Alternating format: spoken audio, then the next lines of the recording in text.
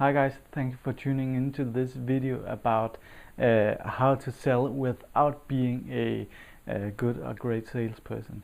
So the reason for doing this video is that I'm actually myself not a very good salesperson or salesman, and I think one of the reasons is that I'm intelligent and I'm analytical, but I'm not a fast thinker, and you sort of have to be thinking fast if you really have to be a traditional great salesperson.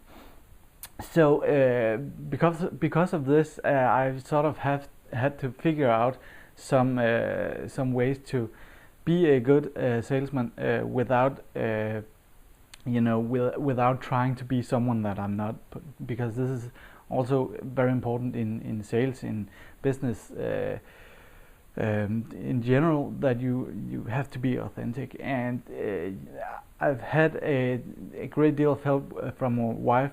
She's actually the salesperson of our family. She is very outgoing. She's very fast thinking, and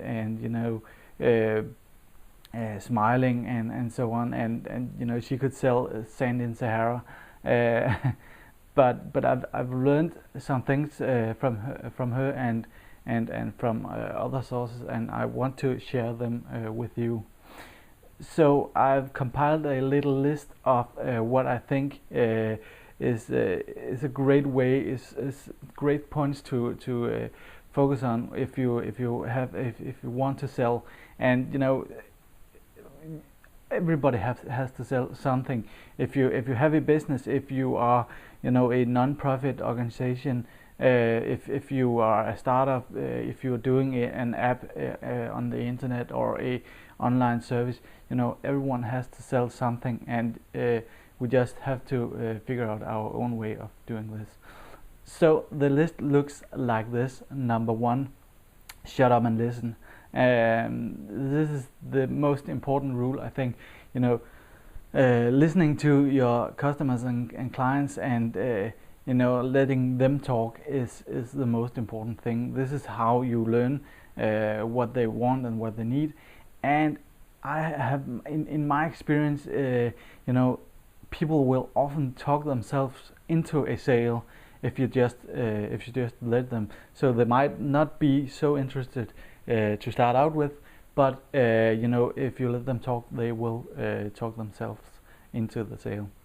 Number 2 is sort of up this alley. It's the 80-20 rule, and it's basically that you want your customer clients to talk 80% of the time, and you need yourself only to talk 20% of the time.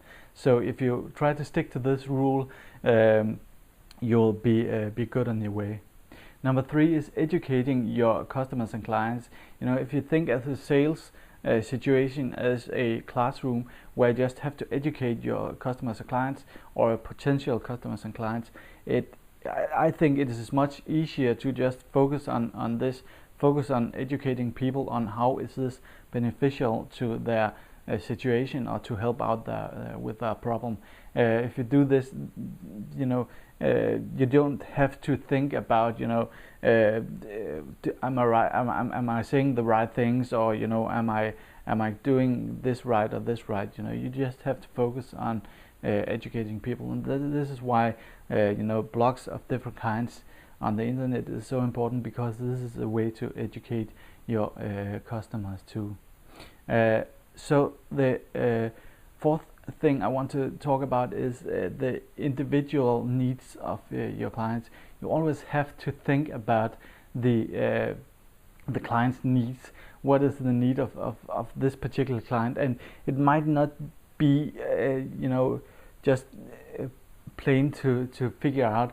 If you have a shop where you sell perfumes to men and women, you might have a customer coming in to look at a perfume, and you are thinking, well, this person just wants to smell nice.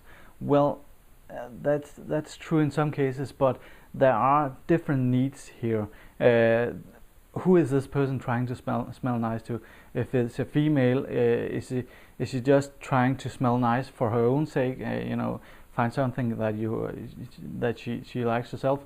Is she trying to smell nice for her man or her husband, or is she trying to smell nice for her girlfriends? To think that this perfume is nice for her. And so on, and so there can be a lot of different reasons why people are coming to you and wanting to buy from you, and their needs might not be as obvious as you think.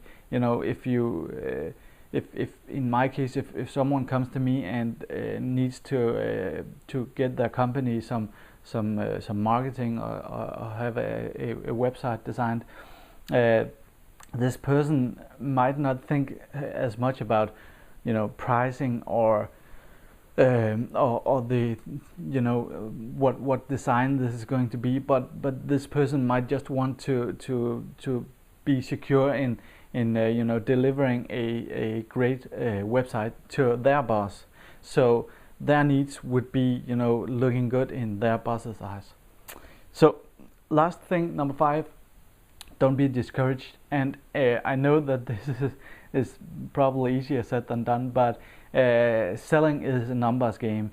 If you have 10 customers going into your shop or visiting your website, there only might be 1 or 2 sales with these 10 customers.